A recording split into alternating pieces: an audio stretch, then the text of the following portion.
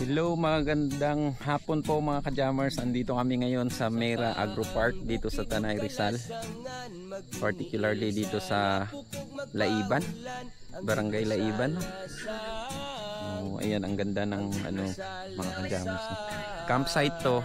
So napaka-challenge yung daanan kanina kasi naka-commute lang kami, tricycle yung sinakyan namin galing doon sa bayan ng Rizal papunta dito. So ang hirap palusong, sobrang talaga. Diyan kami dumaan sa likod ng bundok na yan. Yan. Kasi kung makikita ninyo doon sa baba yung white na diyan kami binaba, diyan ang gate ng Mera Agro Park. Tapos umakyat kami papunta dito, yun ang daanan.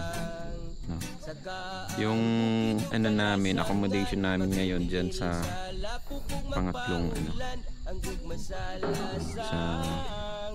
kaya ngayong gabi hanggang bukas ng madaling araw dito kami. Tapos bukas ng umaga yan uwi na sa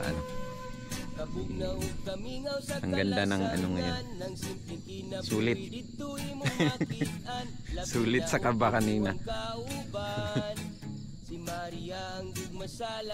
So, napaka-refreshing, no? Ganito. Oo, ito talaga yung kung gamitin siya sa agricultural, parang hindi siya masyadong productive kasi yun nga, tingnan mo yung ng lugar, pero yan, ginamit siya ng ecotourism, ginawa siyang eco-park. So ang gandang stayhan. Tapos ang lamig ng hangin, parang naka-aircon ka, lalo na siguro mamaya. Yan, no? Huni ng ibon, no?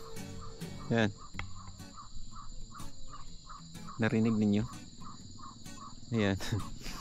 Yan ang natin pag nasa bundok tayo.